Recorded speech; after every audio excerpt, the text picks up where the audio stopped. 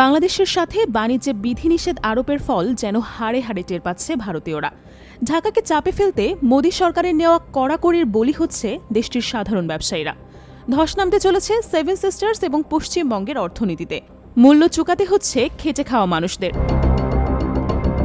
এ বিষয়ে মঙ্গলবার একটি ব্যাখ্যামূলক প্রতিবেদন প্রকাশ করে প্রভাবশালী ভারতীয় গণমাধ্যম দ্য ওয়্যার, যাতে বাংলাদেশের সাথে বাণিজ্যের রেষারেষির ফলে ভারতীয়দের ওপর প্রভাব নিয়ে বিস্তারিত তুলে ধরা হয়।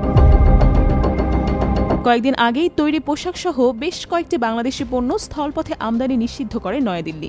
নির্দিষ্ট করে বলা হয়, উত্তর পূর্বাঞ্চলীয় 7 রাজ্য এবং পশ্চিমবঙ্গের স্থল সীমান্ত দিয়ে এসব পণ্য রপ্তানি করতে পারবে না ঢাকা, যেখান থেকে শুরু হয় মূল সংকট।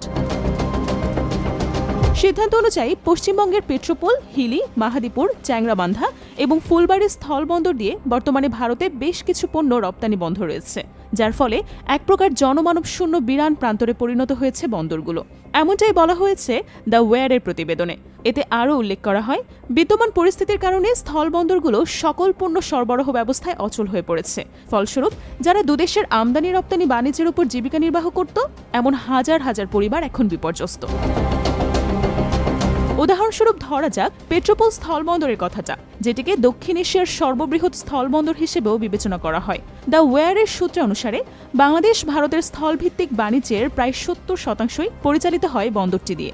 ভারতীয় গণমাধ্যমটির দাবি, আগে প্রতিদিন যেখানে গড়ে 6 থেকে 700 ট্রাক পণ্য আমদানি রপ্তানি হতো, সেখানে বর্তমানে প্রতি সপ্তাহে দেখা মেলে 200-রও কম ট্রাকের। তাই ক্রেতার অভাবে বাধ্য হয়ে দোকান বন্ধ করতে হচ্ছে অঞ্চলটির বহু ব্যবসায়ীকে। এমনকি দিনমজুরদেরও ভুগতে হচ্ছে এমন সিদ্ধান্তের জেরে। বাধ্য হয়ে পেশা পরিবর্তন করছেন অনেকেই। দ্য ওয়্যারের তথ্য বলছে, বাণিজ্য ইস্যুতে দিল্লি ঢাকার সাম্প্রতিক রেষারেষিতে আনুমানিক 12 থেকে 15,000 শ্রমিকের মূল উপার্জনের উৎসটাই বন্ধ হয়ে যেতে পারে, যাদের মধ্যে রয়েছেন দিনমজুর, ট্রাক ড্রাইভার, পণ্য খালাসকারী সহ আরও কয়েক ধরনের পেশাজীবী।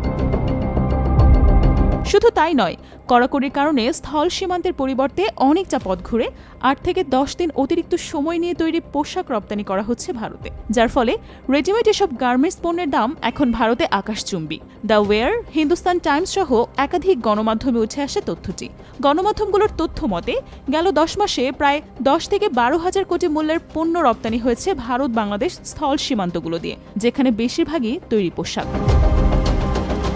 পশ্চিমবঙ্গের সবচেয়ে বড় ধর্মীয় উৎসব দুর্গাপূজাতেও বড় ধরনের প্রভাব ফেলতে পারে বাণিজ্যের এই বিধিনিষেধ, কেননা রাজ্যটির বাজারেও রয়েছে বাংলাদেশি তৈরি পোশাকের আধিপত্য।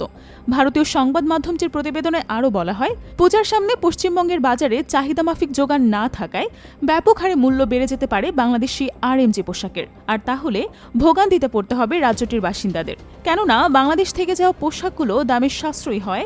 তার একটা বড় অংশের গ্রাহক ছিল তারা, যাদের বেশিরভাগই নিম্ন আয়ের। সেটির স্বল্পতা দেখা গেলে বিপাকে পড়বেন এসব নিম্নবিত্ত শ্রেণীর মানুষজন।